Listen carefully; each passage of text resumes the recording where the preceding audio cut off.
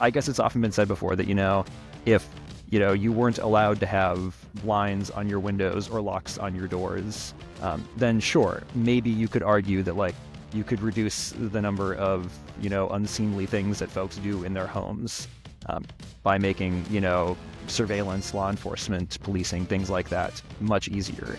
But I would hope that we would agree as a society that that's like not a trade-off that we want to make. And I think that in some way that has to extend off to things like financial transactions, which, are in some sense like a fundamental part of expression and participation in society.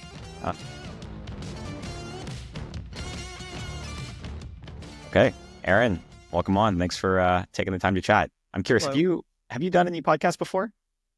I've done like interviews from time to time, like most of them pretty informal. I don't know about technically a podcast. Yeah, I'm assuming you can view almost anything in a podcast player, so maybe. Yeah, fair enough. Okay, cool. So before you joined Alpen, I didn't know who you are. So my intuition is that many people also will not know who you are. So maybe you can give a quick little background, like who are you and what do you work on now? This is like that Office Space, like what exactly is it you say you do here? So it's a perfectly Exactly. fair question. Yeah, so I'm Aaron. I work as research engineering lead right now at Alpen Labs. Previously to this, I did contributing research for the Monero Research Lab, which is a research and development work group, kind of focusing on the Monero project. Monero, of course, being a privacy-respecting digital asset. So I worked on that for several years. Due to just kind of some, I guess, natural burnout over time, took a step back for a bit, did some other unrelated software development. But this space is super interesting, and the cryptography and the mathematical problems that we get to solve just kind of dragged me right back in again. So I ended up working as head of research for CipherStack, which is an applied cryptography research and development consultancy, and actually got to do more work related to like the Monero project, as well as kind of digital asset and applied cryptography work for a host of different clients, kind of protocol research and design and auditing and code auditing and just straight up development. So kind of a whole suite of things. And then I decided to join Alpen, which is working on some fun projects relating to bridging and other interesting technologies.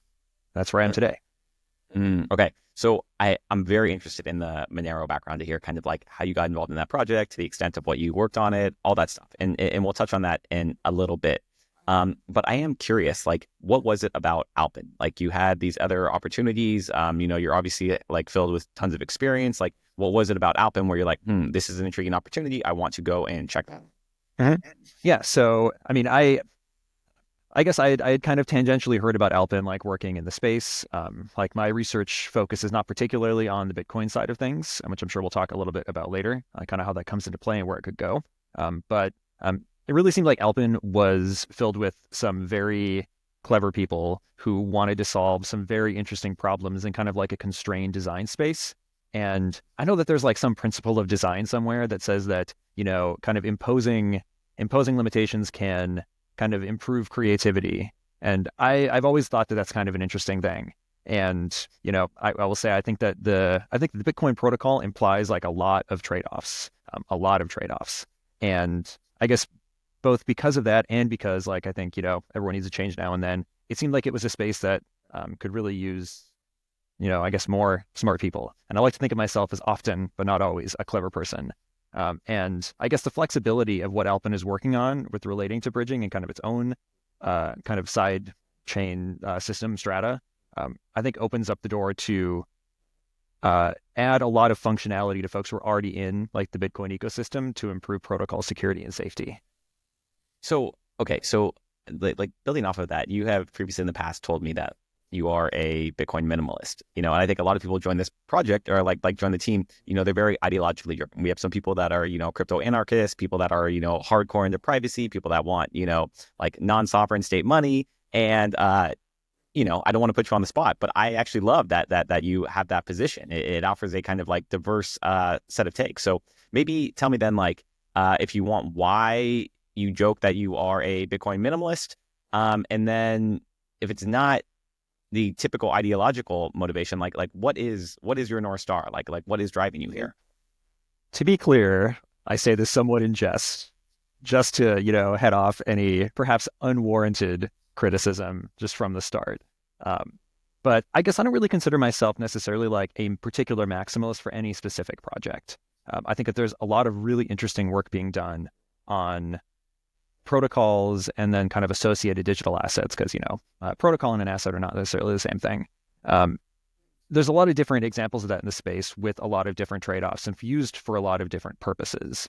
And like my North Star is to work on and contribute to and build like safe, usable protocols. And I think in particular that implies some properties that they need to have. So we mentioned that I've done a lot of research like focused on Monero and kind of related projects and protocols in the past. And one reason that I really like those, again, I'm not saying I'm a maximalist for anyone necessarily, but one reason that I was really kind of intrigued by and attracted to that is because, while projects like Monero talk a lot about privacy, rightfully so, I think that kind of comes into play in two different ways. I think on one hand, I think that privacy as a general concept is a fundamental human right and is like thoroughly important for like a properly functioning society. But even beyond that, even if I didn't think that, which I do, I think that it's also a necessary property to have a safe and usable digital asset protocol.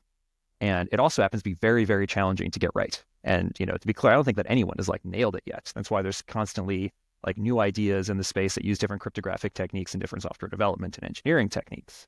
But I think that in particular, like on the Bitcoin side of things, like Bitcoin's, I would say like fairly fundamental lack of privacy, which, is in many ways just kind of a consequence of like some of the protocol design decisions that were made early on. It does, of course, continue to evolve, but privacy is not something you can necessarily add after the fact as a property of a system. But I think that the choices that were made on the Bitcoin side of things, for effectively like mandated transparency do end up having consequences for safety and usability. And one thing that I think I would like to do is to see that improved in any way possible. There's obviously some things that have been done and proposals that have been made to improve that on the Bitcoin side of things.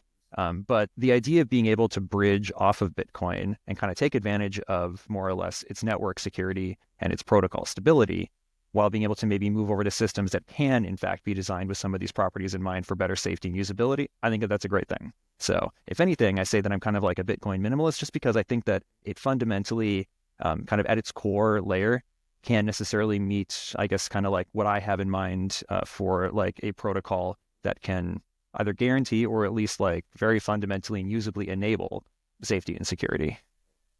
Okay, so touch a little bit more on the privacy. Like, I've asked a bunch of people this, and it's like the privacy topic. I feel like it's so complex and nuanced and deep. But why do we actually need privacy? And especially, like the classic line is, like, don't you want to stop, terrorists or money launderers or things like that? Like how can this kind of like our desire to have, privacy outweigh, that sort of argument? Well, I mean, I guess there's a lot of different counter arguments to that too. For example, to start with, I think it's kind of just like a fundamental property of any like fundamentally useful general tool that it can be used for a lot of good things and it can be used for a lot of bad things. And at some level, if we chose to use or not use or allow or not allow general tools based on the worst thing you could imagine being done with them, then we wouldn't have any tools. You wouldn't be able to buy a hammer, or you wouldn't be able to drive a car or ride a bicycle, or I don't know, like walk under scaffolding as a building is being constructed, things like that.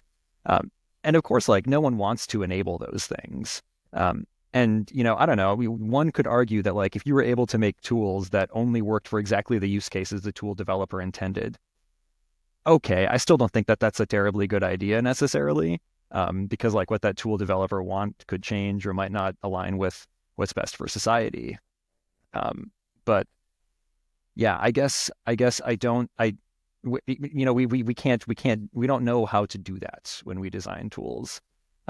And I mean, I guess it's often been said before that, if, you weren't allowed to have blinds on your windows or locks on your doors, then sure, maybe you could argue that like you could reduce the number of, unseemly things that folks do in their homes, by making, surveillance, law enforcement, policing, things like that much easier.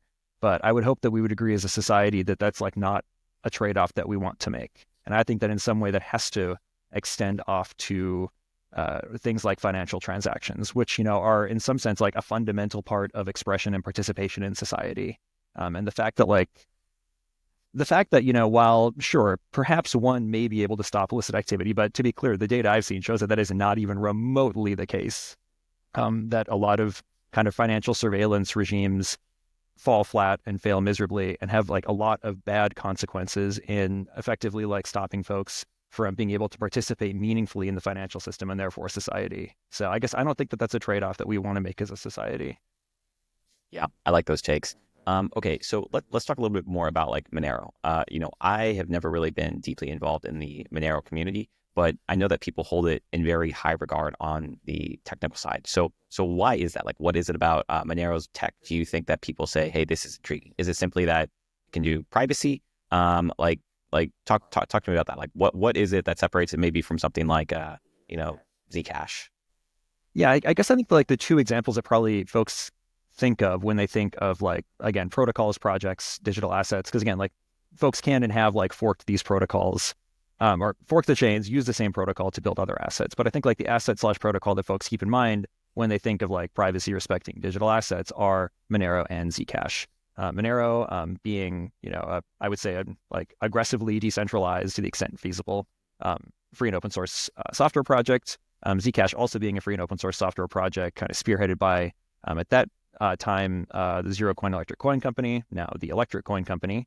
Definitely like different kind of, I would say, governance models and funding models, and like definitely different underlying technology. So I think that Monero kind of came around before Zcash, and I think at the time was really one of the only projects that was really pushing for trying to use interesting applied cryptography that was available and I guess understood at the time in order to build transactions that I guess were effectively like as indistinguishable as possible, which is a necessary requirement for having, effectively like a censorship resistant, surveillance resistant digital asset. And I think that because of that, it gained a lot of support at the time from the community. Zcash uses a lot of different technology, like some really interesting stuff that's been improving over time, but they made different trade-offs, in part because of the technology and efficiency that were available to them at the time. And also, I think just kind of like differences in how they want interoperability to work and different thoughts on, I guess, what it means to have privacy relate to the idea of consent with disclosure of transactions. Monero has disclosure opportunities as well, but not to the same extent that Zcash might offer. So you could also argue that like there's differences in how the protocols evolve over time. Zcash has like a fairly regimented protocol upgrade process, which they have done several times. Monero had a much more, I would argue, loose protocol update process, where it was like fairly common early on, effectively for the protocol and chain to fork, to add different and new like functionality and features, and it continues to do so. So you mentioned a phrase. You said like Monero and aggressive decentralization. Like what did you mean by that? Is it this whole idea that the kind of upgrade process is a little bit more loose, like Bitcoin? Like what evidence is there that you consider it aggressive decentralization? I guess I would say that like if you took some time to kind of look through like how protocol upgrades are made and how different features and functionality and fixes are considered. I mean, there is a core team of maintainers. At some level, someone has to have access to GitHub repositories and do releases and things like that. But for the most part, I would say that like decisions tend to be made based on kind of a loose consensus of folks in the community and developers and researchers who are interested in it.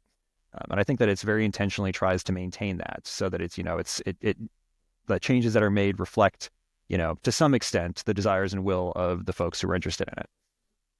And so, where do you think is the kind of like the future of Monero? Like, do you think that project is in good hands moving forward? Like, would you like to see it come to Bitcoin? Like, do you think the future of Monero's tech? I guess I don't really know what it would mean to come to Bitcoin. Like the fundamental like consensus models are very, very different between Bitcoin and Monero. There is actually really, really cool stuff going on with Monero right now. It's going to be kind of like there's a proposed fundamental protocol overhaul that will both be kind of backwards compatible with a lot of like the existing functionality, which means that like no one's going to lose access to, existing funds or anything. But that's effectively going to I guess like it's going to remove some, I think like the big limitations that the protocol has right now, which is kind of limited input ambiguity sets relating to the way that its ring signatures work, and being able to replace those with a very particular kind of proof. I don't want to say that it's like more Zcash like they work in different ways. But like what's similar between the way that the two of them would work is that effectively when you are signing to authorize a transaction, you are signing using a key that could effectively belong to or be associated with like any previously generated output on the chain, which basically means that you have better transaction indistinguishability and therefore like better censorship resistance and better safety. Okay. So it's Very just, yeah, the way that they do it is very different, but I don't necessarily want to go into the guts of that. Yeah. So I want to talk a little bit now about kind of that transition from like Monero to the Alpen team. So I'll tell like a small little story. Actually, I don't even know if you know this. Like when you were coming in and like going through the interview process, we kind of got word of some of your background and experience, and was like, wow, like this is really exciting. And you did an interview with Liam, our founding cryptographer, and Manish. And Manish is one of our engineers out in Kathmandu. And I was talking to Manish. I was like, hey, like, how'd the interview with Aaron go? He goes, it was amazing. He's like, I've never experienced anything like it. He's like, Aaron and Liam were just like, going hardcore on all the cryptography stuff. And he was just, he's very impressed by hearing, two people who I think are at the bleeding edge of some of this privacy work and cryptography work, and really kind of like hearing you just chat. And so where I'm going with this is, Liam wrote this paper, Shielded CSV, which is another way to perform privacy preserving transactions. And I'm curious, like, what is your opinion on shielded CSV in comparison to some of these other, privacy work that you've done? Yeah. So, I mean, one fundamental approach to what is being done is, the CSV stands for client-side validation, verification. I never remember which one it is. But the basic idea is that you're no longer effectively storing all data on chain. So I guess one fundamental property that a lot of these systems work right now is that all transaction data effectively lives on chain. This allows for things like wallet recovery, allows consensus to work in the way that it does. And this has a lot of upside. Wallet recovery makes sense. You can do basically everything that you want to do effectively, like fully asynchronously and in a much more distributed way. One could argue that this could improve privacy depending on how you effectively like connect to and receive this data from the chain, which is like a whole question about like the network level and layer of some of these protocols and how you interact with them. But it does, I think it offers some like intriguing scaling benefits, but I think it also has some downsides. I have always been like personally a fan of like safe wallet recovery, where ideally you should have, you should require a minimal amount of, secret data, like obviously secret in some sense if you want to be able to do recovery. Not everyone should be able to recover your wallet. But I like the idea of being able to minimize the amount of what you need to recover access to funds in a safe way. And this works a little bit differently. Like, again, like if you kind of take like the Monero protocol idea versus the Zcash protocol idea. So they both have the idea of like effectively like a view key, which, allows for like kind of some limited visibility into like recovery. Wherein for Monero, you can do it for incoming funds. And for Zcash, you can currently do it for incoming and outgoing funds. And interestingly, like that change alone has a lot of impact on like what transaction sizes end up looking like, which can affect their scaling in big ways. Whereas with something like shielded CSV, you're effectively minimizing what's on chain, but this means that wallet recovery doesn't work and effectively can't work in the same way without kind of some separate data availability layer. So there's some interesting trade-offs with this. And I guess I tend to lead more toward the idea that we shouldn't have to rely on separate external data stores to be able to do wallet recovery. And I think like, aside from the fact that like there's still some unanswered questions about how shielded CSV or similar protocols would work. And there's like a lot of cool unanswered questions there that should be answered and solved. But I guess like, I'm not sure how I feel about the idea that you need to rely on external data layers for like safe and reliable wallet recovery. Interesting. I see. So yeah, that's always kind of, I guess, been my biggest sticking point. And it's one that I brought up the first time that I heard about it. I see. So the premise of shielded CSV is like you're pulling off a lot of the, computation or validation, off chain, and that gives you some sort of scaling benefits. You obviously have to put the nullifiers to prevent the double spend on chain, but you're saying that by moving so much of it off chain, you're really maybe opening people up to, I don't know, would you call it a foot gun? But ways where maybe they're I just going to think, lose a lot of their money. yeah. I think what it does is it puts a lot more onus on the user, and I think the tooling that the user chooses to use to interact with the system in order to like retain safe access to funds over time. And like I know that like there's all sorts of different beliefs about like, to what extent should I be able to just, take like a seed phrase or something, I don't know, emboss it in metal, stick it in a safe somewhere and come back 100 years from now and be able to access the funds versus, should we really be treating these protocols and their associated assets more as a medium of exchange where, there's no guarantee that, whatever funds I have now are going to last 100 years from now. Now, folks have very different views on these. I think like the view right now that I think like is taken in the Monero ecosystem tends to be, and I'm not gonna try to speak for everybody, but like if I had to like say what more folks probably think is that, funds should be safe and available and accessible, throughout all of time to the extent possible. And that's true in the Monero protocol. Like the funds that were created, at the beginning of the chain, like can still be used. Like it means that there's a lot more protocol complexity to be sure. And this is something where like Zcash, I know folks on that side of like kind of the I would say the protocol discussion are discussing that, that also adds engineering and protocol risk to have to like maintain access to such funds and pools over time. And they're currently discussing, what should user expectations be for like availability of funds over time. So like there's all these interesting questions and trade-offs. And I tend to lean toward the side of like funds should be available, over time at all times. I think that's kind of more or less the social consensus people expect, whether or not it's what a particular project intends. Very interesting. And so, okay, so if I put this into like buckets, there's maybe like the Zcash approach, the Monero approach, maybe the shielded CSV. I'm sure there's like tons of different stuff in between. But is there anything like in the medium term future that like you're looking at and being like, this is potentially like a holy grail for privacy? Maybe not the kind of like crazy moon math, IO stuff. But yeah, is there anything on the kind of like medium term horizon where you're like, this could be what you're looking for that solves all the problems? Well, not necessarily even kind of like not necessarily related to like how the plumbing works, right? Because, at a, like a very broad 30,000 foot level, right? Suppose that, for example, like this Monero proposed protocol upgrade goes through, right? Which, more or less replaces the ring signatures that are used right now for like kind of limited input ambiguity with something that's much more comprehensive and uses kind of like these Merkle tree approaches, which is kind of similar to what Zcash uses too. Then at that point, like the plumbing that underlies those is very different. In Monero's case, it relies on some stuff that's related to bulletproofs and this technique called curve trees. In Zcash, it's related to more general arithmetic circuit proving systems, and like a very cleverly designed protocol around those. Make sure I don't like lose my train of thought here, which I'm already doing. But even aside from those, I think that like kind of fundamentally how they treat the nature of disclosure as it relates to address and wallet types is very different. So like in the Monero approach, you can do selective disclosure using view keys for the entirety of a wallet, or, there's certain kind of disclosure on a per transaction basis that you can make, say if you're a charity or something, or, you're a business that wants to provide particular view access to like your accountant or something. And you can do that, but, the tooling for it, it needs to exist and it needs to be understood.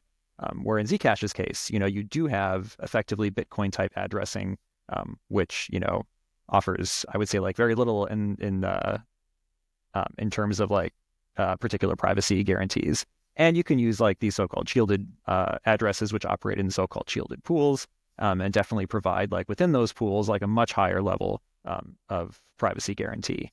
And the idea with Zcash is being able to move between those is something you should be able to do, and such a thing just straight up doesn't exist in Monero. I would argue that there are risks and consequences with being able to do those kinds of pool transitions. There's better tooling now than I think there used to be in order to kind of help to mitigate some of the downsides of that. But I think when it comes to user expectation, it's best to really keep it as straightforward and simple as possible so there isn't confusion by users that could lead to unintentionally unsafe behavior. I think like that is kind of, I think, like the biggest differentiation kind of in terms of a 30,000 foot view, between kind of different approaches.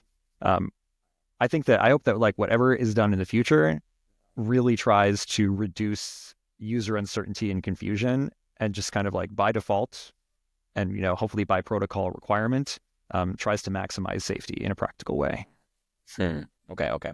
So So let's move on from the privacy stuff and talk about the BitVM bridge, because I think that is kind of like your main thing that you're working on right now at Alpen is, yeah, designing, optimizing the bridge. So, can you, for people who don't know, maybe you can give us like, I don't know, like a high school level equivalent of like, what is the BitVM bridge? How does it function? sure. So this came out of work that was done kind of initially by Robin Linus out of Stanford, and has since kind of like blossomed into this like ecosystem of folks who are interested in like improving it and actually like developing this in like a deployable way. The idea is to basically use the existing Bitcoin consensus rules and possibly interesting future Bitcoin consensus rules. Various people cross various fingers that such things will happen, um, to effectively do um, more complicated proving systems within those consensus rules. So the idea behind these general proving systems is that they can, in a very succinct way, prove things about various mathematically formalized statements. So these are used already in assets like Monero and in Zcash for different purposes in different parts of their protocols. And there's just like an unbelievably cool amount of research going into, various types of proving systems that are used for various types of purposes and have different levels of efficiency and trade-offs when it comes to things like trust models. But in those different kinds of assets, like in Monero or in Zcash or in similar things, their consensus rules basically bake in that we can do these things. So, whether or not there are other consensus rules that may be kind of related to Bitcoin and things like that, like in Monero, a transaction verification involves verifying a particular kind of range proof and a very particular kind of signature construction. Or in Zcash, there are various consensus rules involving, depending on which shielded pool you're in, verifying particular kinds of zero knowledge proofs. So, but in Bitcoin, like you are very, very restricted in what you can do because of its consensus rules and because of its scripting functionality.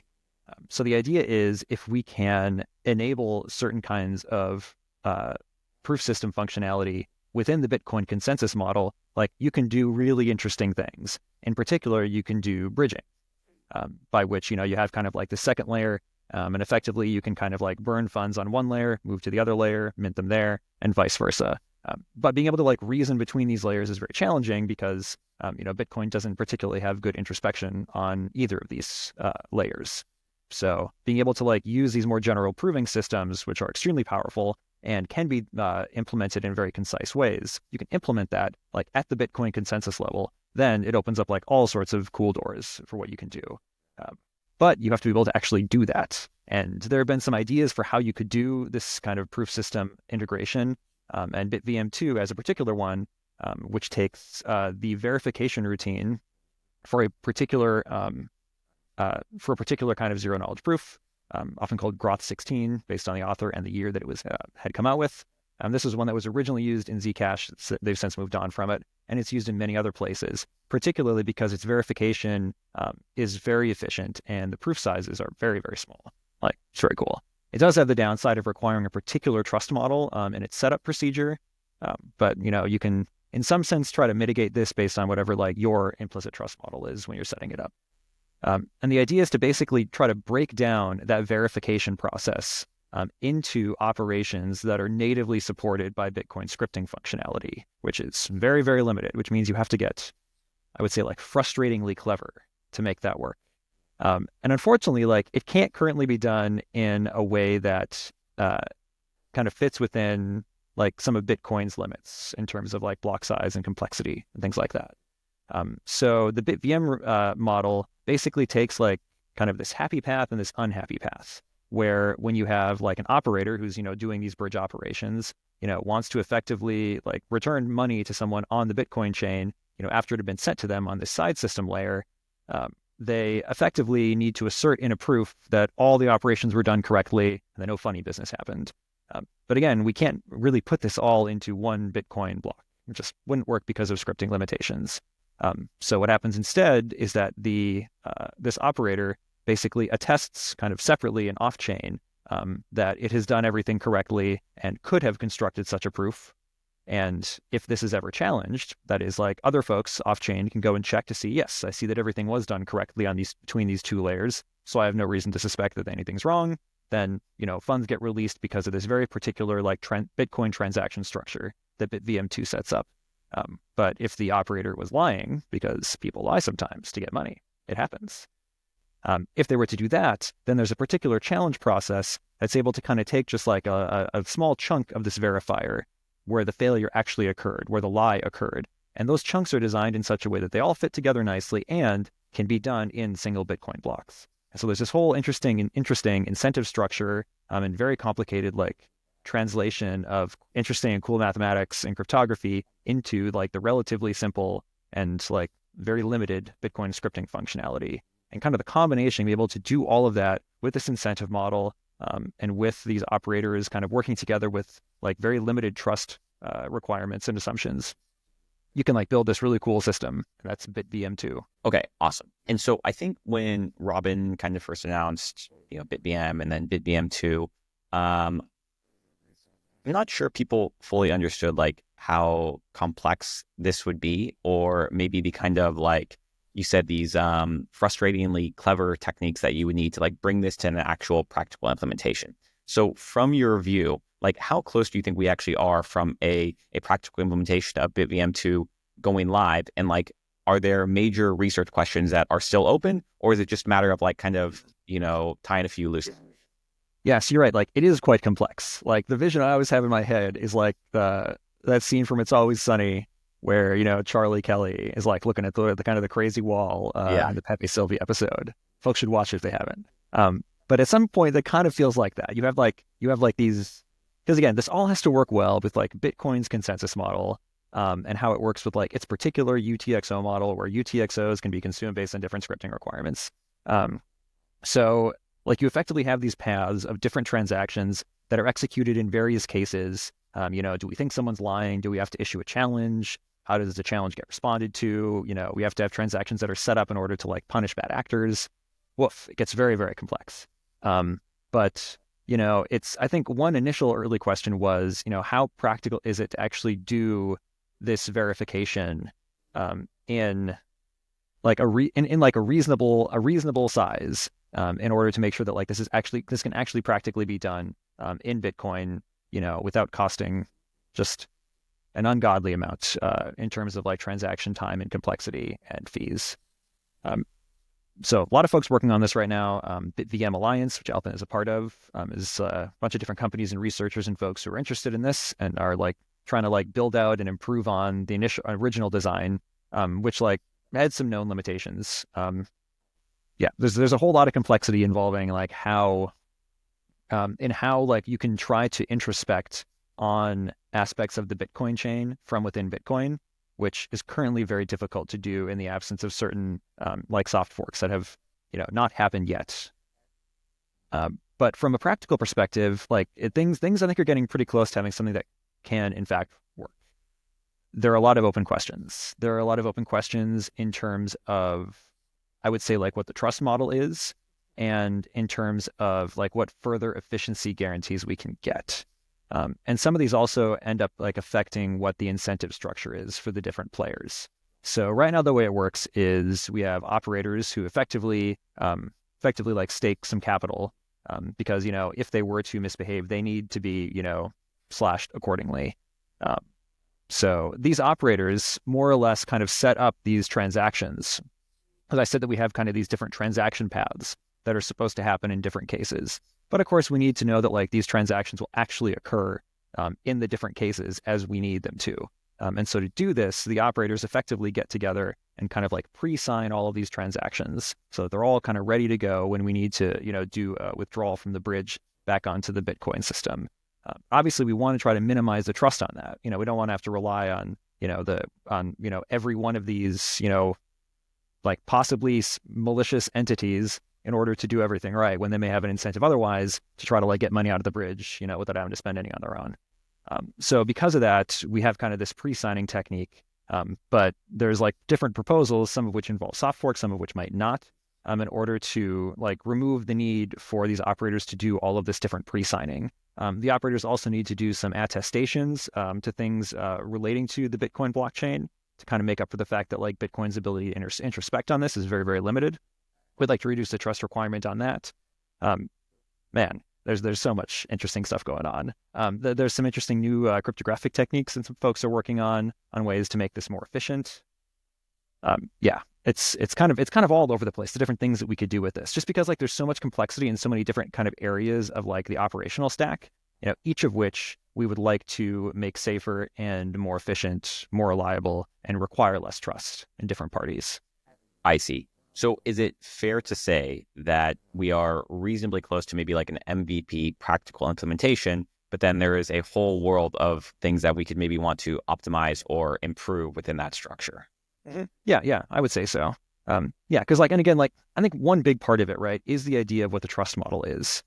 Everyone kind of has a different trust requirement in their head for how they want this to operate. Some folks might be okay with the idea that if we have like this large group of operators that's kind of all coming together and, preparing the system and performing operations with certain incentives that, if we only have to require that maybe like one of them is honest, some folks might be okay with that. Some folks might not be okay with that. I think a lot of it kind of comes down to similar things when it comes to like some of the proving systems used by different systems, right? Like the proving systems that, for example, the Monero protocol uses, kind of going back to that, have like effectively no trust requirements. Certain cryptographic proving systems you're able to instantiate without requiring any particular honesty. You're only requiring like the honesty of hash functions, which everyone's like, yeah, we're probably fine with that. Whereas like with some of like the earlier Zcash related proving systems, and even like the Groth16 proving system that like the Alpen's Strata would use, that does require kind of like this one of n trust assumption on like a setup process. Zcash no longer needs this because they've kind of moved on to a different proving system. But, even with this like Groth16 proving system, whether or not someone is okay with the idea that you had like one honest entity setting this up at some point, that could differ between folks. Like ideally, we would just like to reduce this down to like no trust in anyone except for, like at the consensus level. But that would take a while to get there. And so I think there's two different kind of things I'm thinking about here. There's like the trusted setup of the proving system, which maybe something like, Groth16, has that like one of n, trusted setup. But then there's also the one of n related to the actual operators in the BitVM bridge. Right. Yeah. I'm just saying, I only mention them both just to say that like that the nature of these trust assumptions kind of permeates the whole system, right? Yeah, I mean, at some level too, like because we're operating in the Bitcoin, kind of the Bitcoin sphere here, there's a lot of differentiation between transactions. If I look at a transaction, again, with some limitations and with some caveats here, transactions have like very differentiatable structure. And in theory, miners or other entities could attempt to censor transactions that they don't like. This is much more difficult to do in something like Monero or Zcash, where transaction structure is kind of like reduced to some extent, but definitely not eliminated. All transactions have structure everywhere. But there's also kind of like some level of trust assumption going on there as well. There's trust assumptions involving different entities that might try to, pull mining shenanigans or fork operations on the Bitcoin chain too. So like different trust assumptions come into play at every level of this. And we obviously want to minimize them as much as possible and try to like build incentive structures to try to minimize the effects of misbehavior. But, I think like at each of these levels, there's different things that we can do in order to reduce those assumptions. Like ideally, we want to try to like minimize it for everybody so that, more and more folks will be like, yeah, I'm okay with like the requirements of these systems. Okay.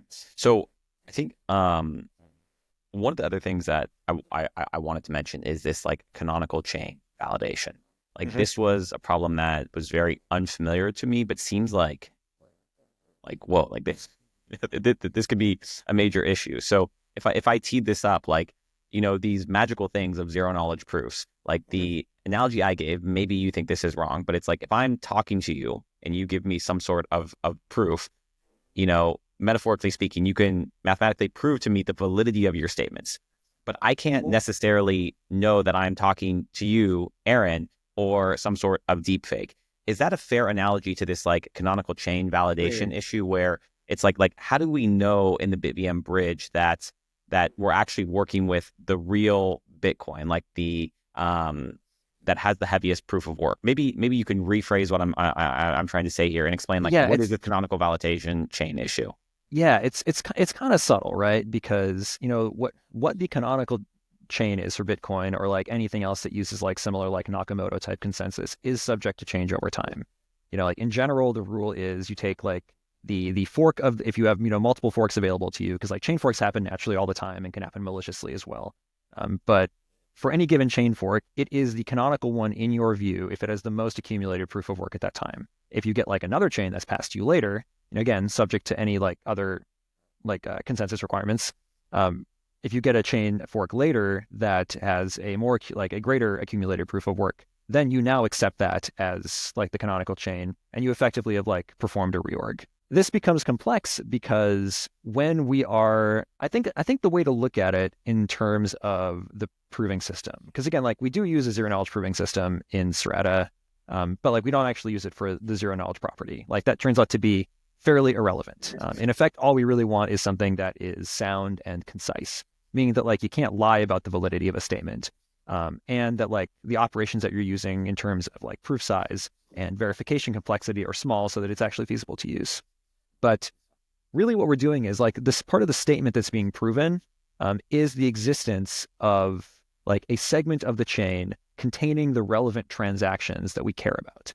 Because if we're going to go ahead and basically the way this works is that when a withdrawal needs to happen, what one of the operators does is effectively like if it believes that this is all valid, that is that like the recipient who's requesting the funds on Bitcoin actually did own the corresponding ones on like the Strata side. What the operator does is it basically just like fronts the funds from its own funds to this recipient, and then goes and effectively like requests from the rest of the operators in this sense the corresponding funds that were initially deposited. And there's like some subtleties to this that aren't necessarily important right now.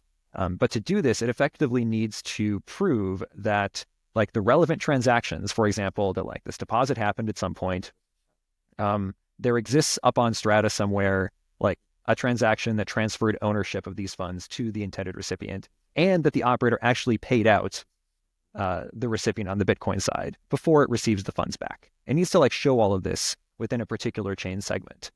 If it were able to lie about this, it could be like, yeah, I totally paid Bob. Then it gets the funds, but if it didn't pay Bob, then, well, what can you do? Like the funds are now gone. So what it's really doing is part of the statement that it's proving is that it knows a particular chain segment on Bitcoin and also like some other related things that do in fact have these transactions on within that segment. But the question is like, how do we know that that segment actually represents part of the canonical chain? Because all like the proving system knows that like this particular set of blocks that are being provided as part of it have these particular properties. But what it does not necessarily know is, do these represent like something that connects all the way back to the full chain? I don't know. And do we know that like that actually represents the canonical chain at that time? Because again, like that could change, right? What the canonical chain is at any given point. Of course, we know just because of like the way that this consensus works, that like the longer you wait and accumulate more blocks, the less likely it is that any reorg is going to happen that's going to affect something that is from a segment like quite far back. So ideally what we would like to do is be able to, in this proving system, just provide like the entirety of the chain. So at the very least, we don't want the operator, when they're malicious, to just like make up a set of blocks. That would be bad. Unfortunately, it's very difficult to do that because like the complexity of doing this for the whole chain is very complex. We'd like to be able to do this, but right now it's just not efficient. And we'd like to ideally make sure that the operator didn't just kind of like fork off, do its own little segment of blocks that doesn't represent the canonical chain, claim that all the transactions happened over there, which they did, and then later have the chain be reorged such that those are not valid. But the proof doesn't know that. The proof just knows the context of what statement it's given. So it's not necessarily that it's talking to the wrong person, it's talking to the right person. It's just talking to the right person about the wrong thing. That's what like the proving system can't reason about. And there have been different proposals on like how to actually do this in the proving system. One of which was to use the idea of what's called like a super block, which is to use like statistics about block difficulty in order to try to reason about this. That has complexities because like an individual block with a certain difficulty doesn't necessarily imply anything about like its anchoring back to a segment of the chain. So the way that like Alpen has proposed to do this is effectively to have operators at periodic times relative to deposits, basically like attest to a block that they claim is on the main chain. We have to trust that, you know, the operators actually agree that this is the case and that they didn't just lie about the block that's on the main chain, and that this block isn't going to get reorged out. But once they've done this, we can effectively like have this included in the zero knowledge proof, so that we can at least like kind of rely on a particular operator trust assumption that this is going to be valid. There's many more complexities around how we do this, but it's a very, very subtle problem relating to kind of like a lack of ability to introspect on a chain that could be changing its state over time. And also the fact that like this proving system, only has very like formal structured visibility into like what the chain's actually doing because of how we have to like put these like statements in place. And so all of this ultimately like trying to get this canonical chain validation, which again is just another way of saying like making sure that all of the bridging is happening on the chain, the Bitcoin chain with the heaviest proof of work. Like, this is an additional trust assumption that you're taking on in addition to the one of n trust assumption that we already talked about. And is this trust assumption? It's related to the same trust assumption. Like in theory, like you could come up with ways, I think, to do a similar idea of like attesting to different blocks on the main chain in ways that could kind of use a different trust assumption than this whole like we're going to trust at least one operator to be honest. Because like the way that Alpen has proposed doing this, and again, like this is by no means unique. Like other folks who've been thinking about this problem have come up with similar ideas too. But the idea is that because the operators would make this attestation kind of like when they're setting up all these transactions for a deposit, like you're already relying on a one of n trust assumption among those operators in order to like only sign this whole transaction graph if it represents like the honest, correct transaction graph for like the BitVM2 setup. So at that point, you're basically already relying on them for this. And you're just kind of like saying, well, now we're also going to rely on them to select this block correctly. Like there are more subtleties we could talk about for a long time about, like what if an operator refuses to participate or something. But the goal is we're trying to like at least kind of align this to the same trust assumption that's already being used within the BitVM2 system, which again, we would love to minimize even further, but it just becomes very challenging to do so. Yeah, I see. Okay, well, I'm happy that we have smart people like yourself working on this for the rest of us. It's a really cool problem, and it is not. I would not say that it is solved. Like again, there's trade-offs with all of this stuff, and it's just a question of like what trade-offs are you most comfortable with at any given time, and like how do you think you can improve them over time? Yeah. Okay, so moving on, the next thing I want to ask you about is like you are head of research at Alpen, and yes, most of these efforts are right now focused on BitVM. But are there other kind of like research endeavors that you're excited about that you think are most promising that we're willing to share? I don't even know. But are there things beyond BitVM that you're like, hey, like these are interesting areas that I want us to explore, and maybe we'll hit a home run on this topic? Yeah. So I have like a lot of interest in this space, some of which have like absolutely nothing to do with what Alpen is working on. I mean, for example, like I've always thought that like using cryptographic systems that are related to digital assets to do things like electronic voting, I think is like a fascinating area right now and just like fraught with like crazy landmines everywhere. But I think one reason I like it is because it highlights the fact that cryptographic techniques don't necessarily have to be limited to one particular use case. So like the techniques that we can use to build safe digital asset protocols, can translate over into things like voting and, elections, although again, huge caveats with that. And similarly, I think that there's like a lot of areas in cryptography right now that may have applications to like these bridging techniques and to what we can build kind of on the second layer. And like folks with Alpen and elsewhere, I think are looking into some of these both to kind of make up for the fact that we don't necessarily know what Bitcoin consensus rules are going to exist in the future. Like I'd said, for example, like Monero, I would say has like kind of a philosophy of, upgrade the protocol when it makes sense to upgrade the protocol, which has its upsides, right? You can make a lot of improvements, but also has a lot of downsides, right? And that like the protocol changes over time and the ecosystem basically like has to follow along with that if it wants to stay up to date. Where I would say Bitcoin kind of flips that kind of on its head, right? Where I would argue the Bitcoin protocol is like very, very stable over time. And that when changes are made, they're often made in an attempt to like minimize the effects on different ecosystem players, which I would say has the benefit of meaning that like the protocol can stay stable over time and therefore tooling can stay stable over time. But the downside is you kind of end up ossifying and make it harder to add different functionality that could, for example, allow for reduced trust assumptions and sort of some of the things that we're doing. And of course, be able to, support like safer use cases. So one idea is to try to use different cryptographic techniques to kind of like mimic what we hope like the Bitcoin protocol might do over time, even if it doesn't necessarily happen. So cool cryptographic techniques going on with that. I'm always just generally a fan of like ways to like build safer protocols. So like that's why I've been very interested in like what Monero's been doing for its upgrades. I'm enjoying like following what Zcash does for its upgrades. Other ones, like I worked on a design for another digital asset project called Firo that tried to bring similar techniques to their protocol. And I'm interested to see like what stuff like that, and with some things like you mentioned, shielded CSV, which take a very, very different technique, but is still very cool, on ways to do like private and safe transactions. I really like to see like how much of that can be done like on these second layers. Because again, like I think that, like while it's beneficial in some ways to have kind of the protocol stability on the Bitcoin layer, like there's so many caveats and trade-offs that you have to make. And, if we can find like trust minimized ways to allow people to like move to like different layers, like Strata or something else, and then be able to take advantage of whatever protocol security and safety guarantees those can offer. That's fantastic. Like that's what I would like to see happen. Okay, you touched on so many things that I briefly want to double click on. So this voting technique, maybe in layman's terms. Oh yeah, this has like nothing to do with what Alpen's doing. This is just a thing I happen to find really, really cool. Yeah. I mean, so yeah, maybe explain like very simply, like how can you use these cryptographic techniques in voting? I'm intrigued by that. Yeah. So, and again, like I always caveat, like, please don't use any of this for like very crucial or critical elections, right? That there's a reason that we generally don't use these like in civil society, right? A lot of these are like very experimental things, or they often call them like boardroom elections, for very low stakes elections where for the most part, like everyone kind of trusts each other. And like identity management is very easy.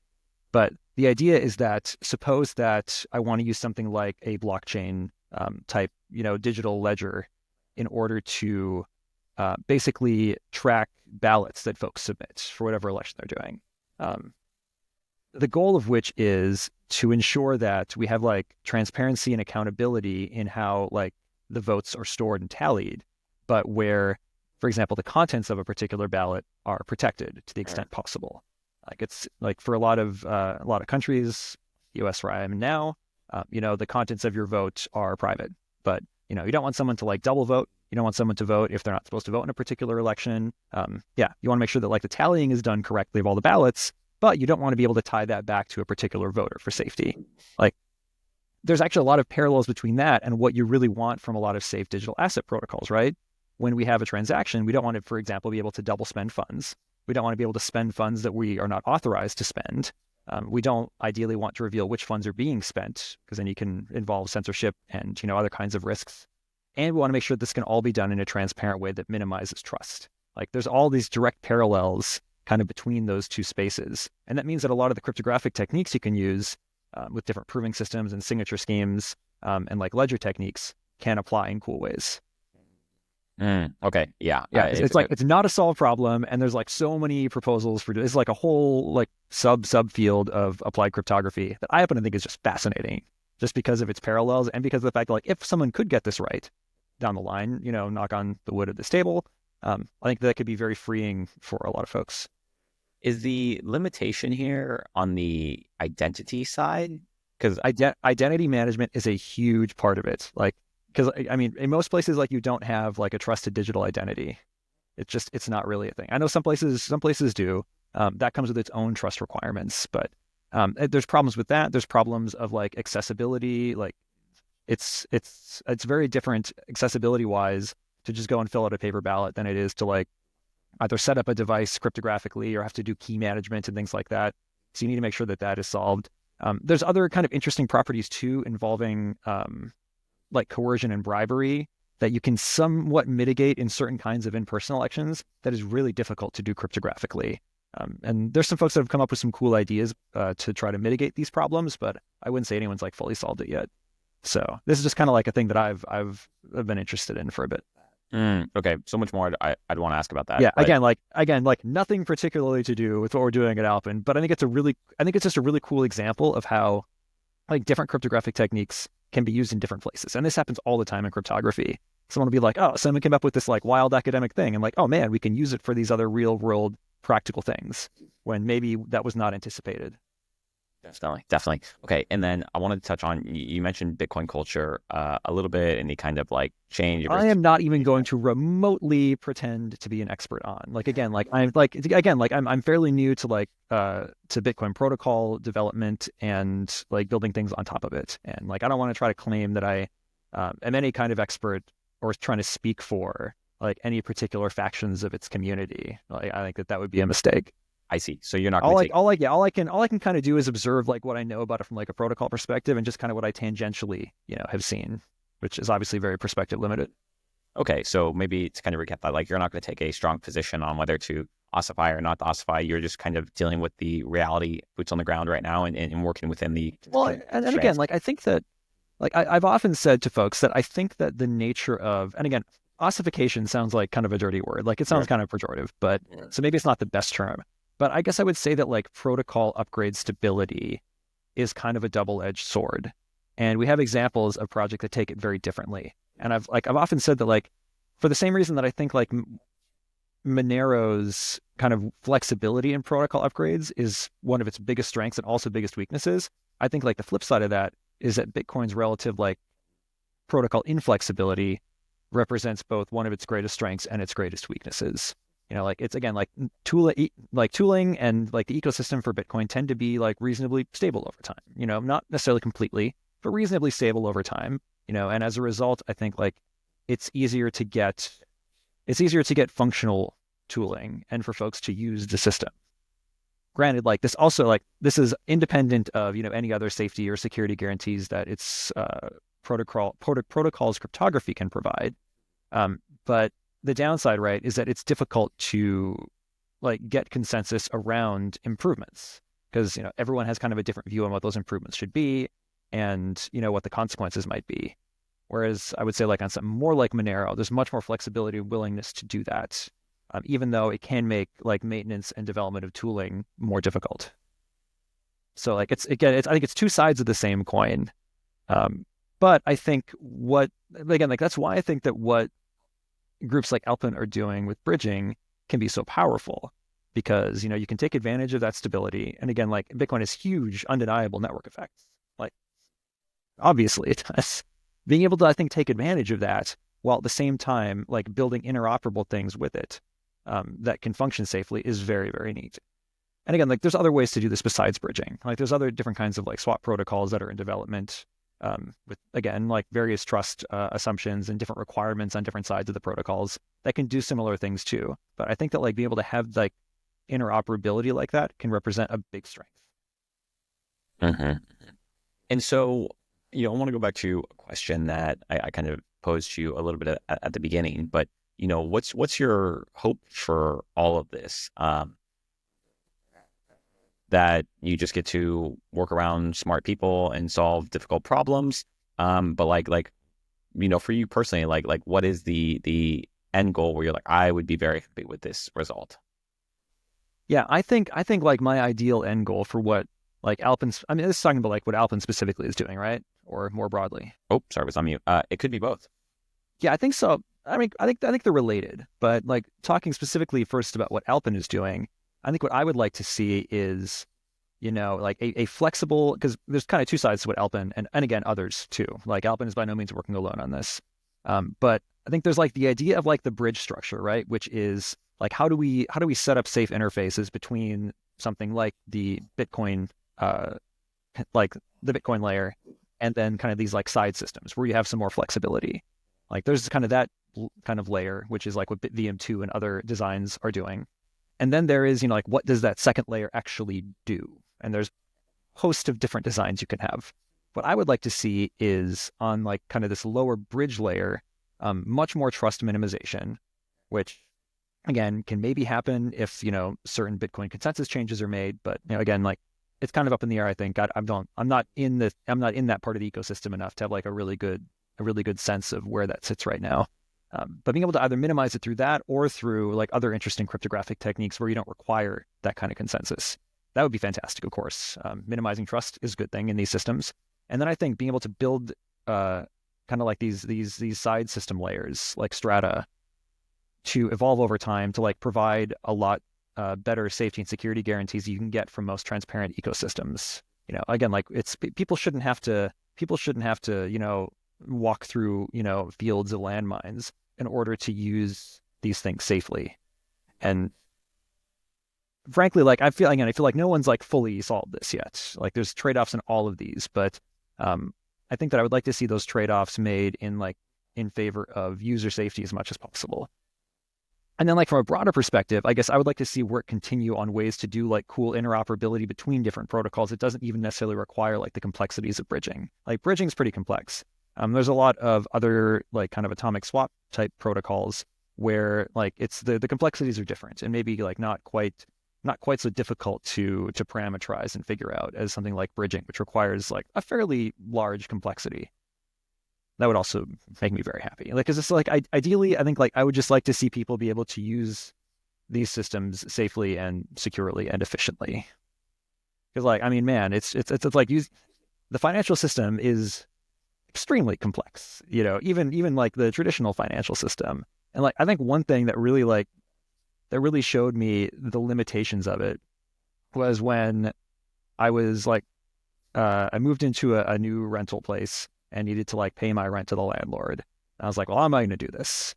And he was like, well, you could just like send a check, or you could try, was it like Zelle, whatever that bank to bank thing is. And I was like, oh man, I don't have a checkbook. My bank could like mail you a check, but I don't know. Something tells me that like having some company in New Jersey like print out a check and mail it across the country to a different city, like that can't possibly be the way that we operate the financial system. And even like trying Zelle for that, like every bank apparently has different limits. They're horribly set up. Authentication and it is basically non-existent. I'm like, this can't possibly be the way that this works. I ended up not being able to use it for that. Like I had to go and do like the mailing of a check thing.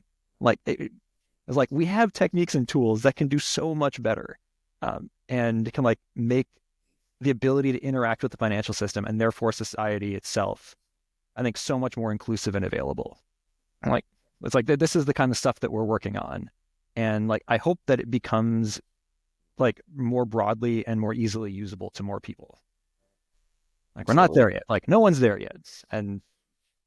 But it's being able to solve, I think, cool problems that have a huge impact on society that happen to use like the coolest math that I know about right now. Like, man, like that's such a cool thing to be able to work on.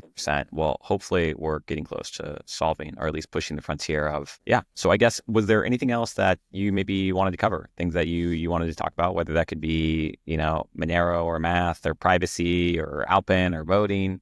I'll leave it open to you.